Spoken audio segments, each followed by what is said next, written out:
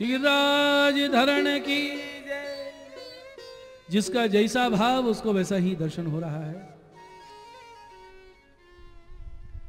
वाम हस्त पर गिरिराज जी धारण किए, मानो स्वामी जी से कह रहे हैं वाम अंग तो आपको है,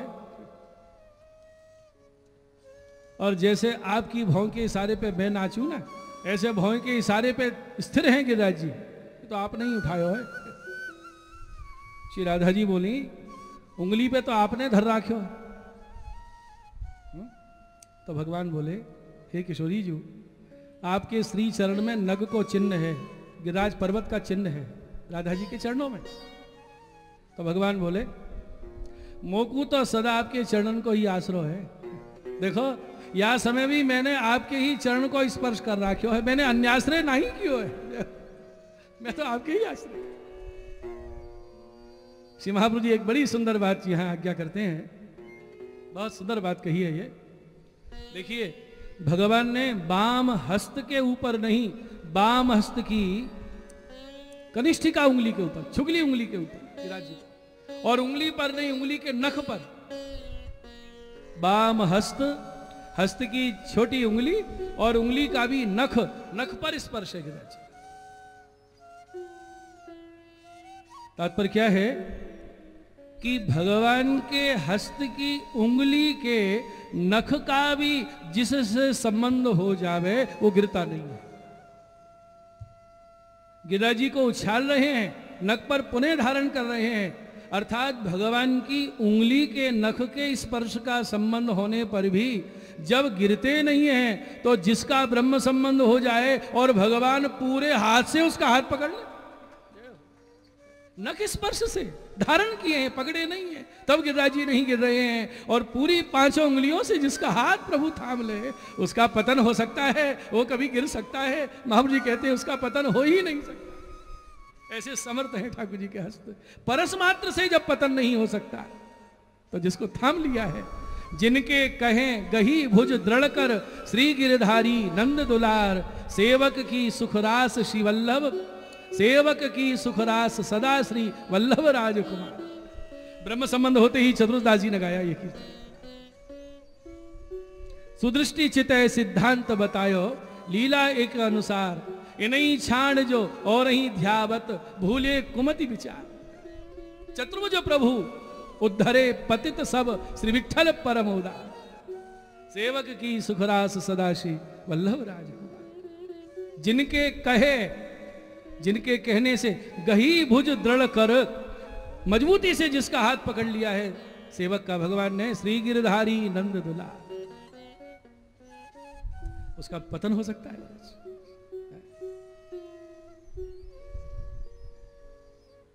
जिसको भगवान का आश्रय दृढ़ है, विश्वास दृढ़ है, सत्य मानिए भले उससे सेवा कमती हो, भजन कम हो, ठाकुर जी उस पर रीझ जाते।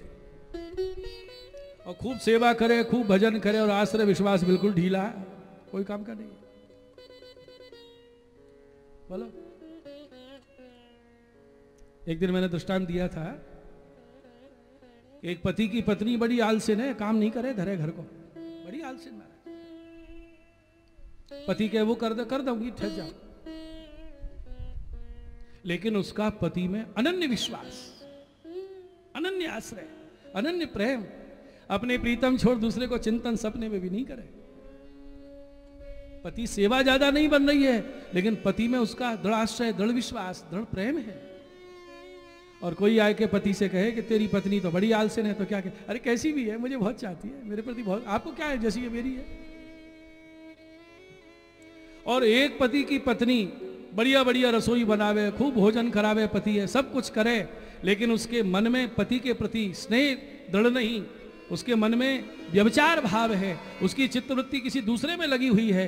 कितनी भी सेवा परायणा हो, कितने भी लाल लड़ाने वाली हो, पति को जब मालूम हो जावे तो उस पत्नी के प्रति स्नेह नहीं रहता है। अपेक्षा करे तो वो जो स्नेह करने वाली है भले ही कम सेवा करे, पति उस पर रीझ जाता है।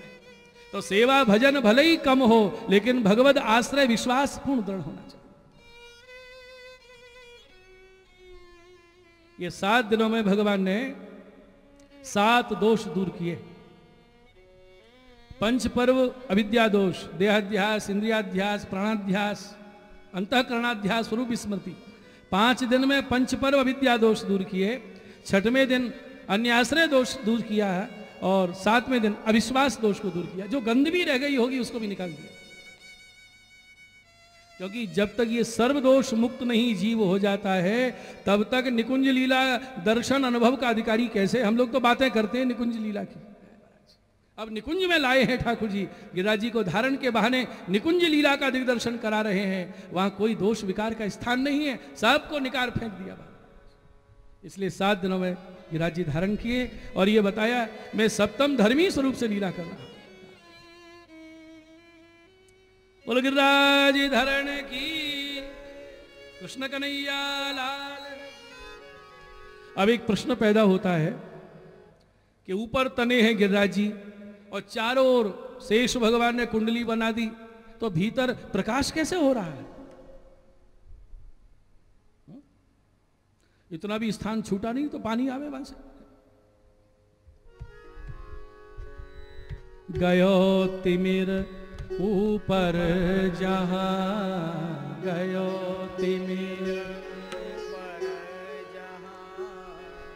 बरसत है घन घोर, बरसत है घन घोर।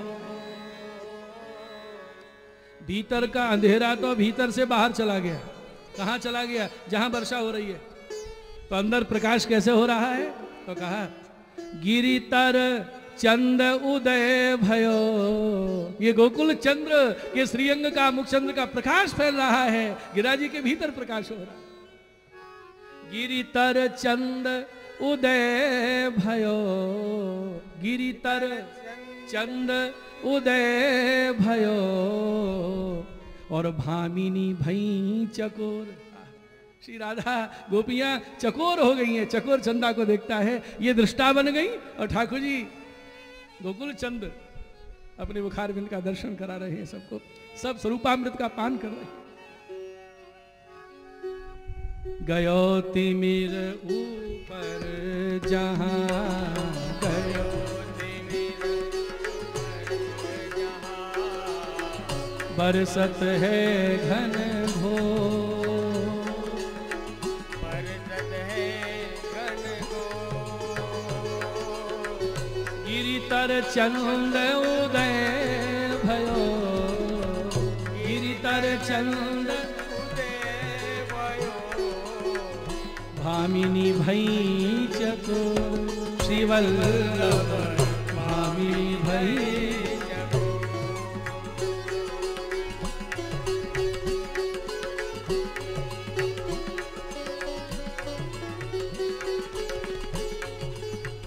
ये बहुत मधुर दोहे, ब्रजभाषा का साहित्य। बहुत साहित्य ऐसा है कि जिससे आज हम अपरिचित हैं। ये किशनगढ़ वाले महाराज नागरदास जी की रचना है। अखंड ब्रजवास किया, परम वैष्णव है। क्या कह रहे हैं? इतने सुकुमार हैं श्याम सुंदर, सबसे ज्यादा हल्की बंसी नहीं संभार पावे। जो बंसी अधर पे धरे सो 3 अंग से यूं झुक झुक जाए। बंसी अधर पे धरती गर्दन झुक जाए, कमर झुक जाए, इतने सुकुमार है। जो बंसी के भार सो, जो बंसी के भार सो झुके जात सुकुमार। बांस की हल्की बंसी पोली, जब आको बोझ नहीं संभार सके, ऐसे सुकुमार श्याम सुंदर ने 3 प्रिय ब्रज जन के लिए आज कर पर धरे हो गिरिराज। इतने भारी गिरिराज को धारण किए हैं बोझ को। क्यों? अपने प्रिय ब्रज जनों के लिए, जो बंसी का बोझ नहीं सहन कर पाते। 3 अंग से टेढ़े है जाए, झुक जाए श्याम। जो बंसी के भार सो, बंसी के भार सो झुके जात सुकुमार, झुके जात सुकुमार। 3 प्रिय ब्रज जन के लिए, 3 प्रिय ब्रज जन कर पर धर्यो गिरिराज। श्रीवल्लभ